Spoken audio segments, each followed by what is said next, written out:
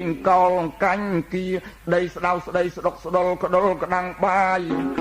សង្ខួចសង្ខលក្រកក្រួយក្រាយក្លូតក្លាយក្លៀខ្លងខ្លែងគង់កោតកកោកកៃស្មៃស្មាច់ស្មៃជ្រះជ្រីត្រាំងត្រាំងលាំងជ័យជោតនេះអើយ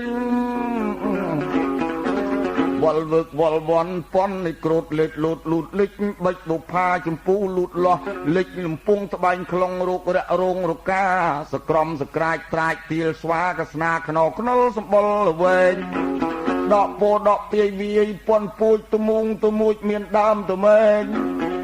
បែមបោថ្ងៃថ្ងល់ថ្ងៃមាក់ព្រិញមាក់ប្រាំងមកសាងសាត់មាក់ដកប្រដាក់មាក់បាតច័ន្ទអំពិលអំពៅនៅស្បូវស្បាតស្វាស្បែងចាយចែងក្លីក្លីក្លូតកវល់វល់វន់ប៉ុនពាក់ពឹង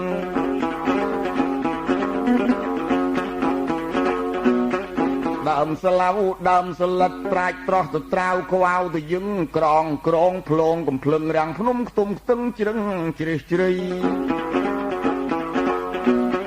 សពប្រសិទ្ធមិនវងអង្គដល់ស្រះស្រង់នឹងរងឈប់អេ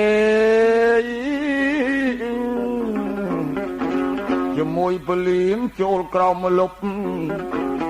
ចង់កសាស្រះកៃស្រីដល់ស្រះមុជចលិនពេលនឹងអង្គព្រះមនិនតាំងឲ្យចាប់រាប់ត្រីកសាលសបាយហើយខ្លាំងក្រៃលីក្នុងពេលថ្ងៃត្រង់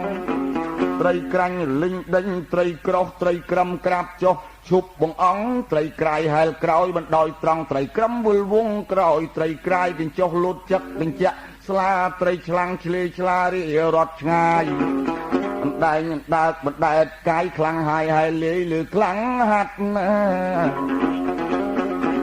ជង្វាមូលមីដេដាស់ដិតក្អីក្អិតក្អែកក្អុកមានទាំងកូនក្អាត់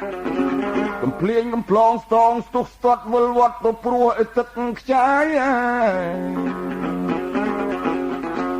ព្រះអង្គចេញវិស្រះ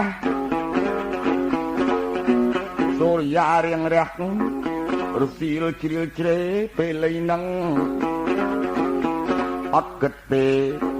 កំពុងទៅកាត់ស្បូវស្បាតបន្លាចង់សាកលបងសិលបល័យឃើញប្រើសមាសមួយអស្ចារ្យស្លាប់ក្នុងព្រៃព្រះអង្គពិចារណាគឺថាសពប្រសិទ្ធមិនគិតអ្វីបងពលៀងនៅចាំរូបខ្ញុំនឹងដកដួងใจចូលរូបប្រើសអេពេលនឹងកុំអោយវាលើសបងឯងនៅចាំខ្ញុំកុំសង្ស័យ